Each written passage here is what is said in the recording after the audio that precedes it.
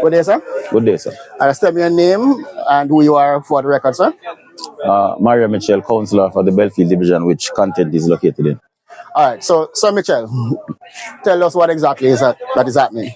Well, the water is rising now, which we are not sure exactly what is happening, but we are suspecting that the aquifers are a little bit full coming from Hurricane Melissa.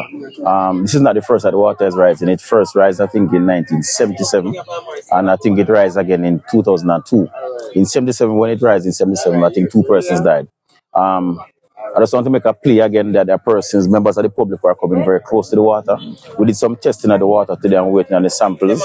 I've already spoken to the UE Geology Department and expecting them to come in to give us some answers as to what best we can do.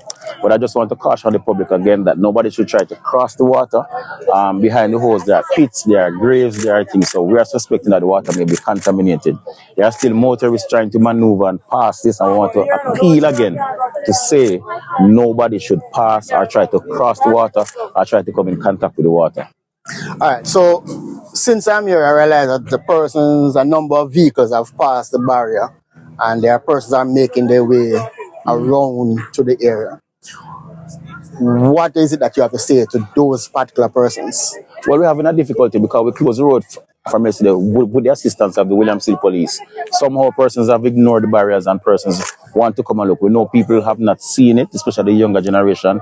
As I said, it came up in 1977 and it came up again in 2002. So it has been a number of years, decades since it has come up. So people are maybe a little bit interested in what is happening here, but they want to make sure that the safety of the citizens are number one priority. So we're asking persons to obey the rules to see how best they can stay away from it and exactly see that the authorities can come in to fix whatever the problem is.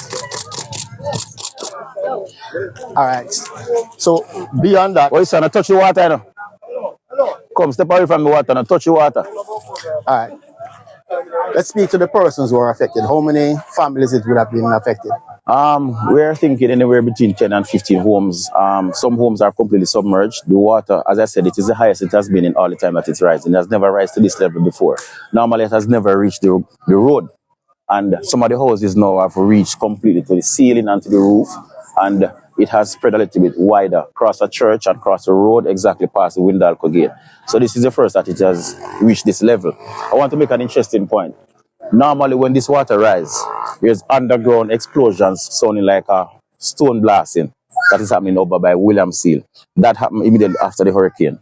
Normally, there's also a water rising in Porous and in Melrose. That is not happening. So we also need to find out exactly if that's the reason why this level of water is here now. Because normally when this water rises, it rises in Melrose and it rises in Porous. And that is not happening now. So the UE team is coming to see how best they can give us some answers.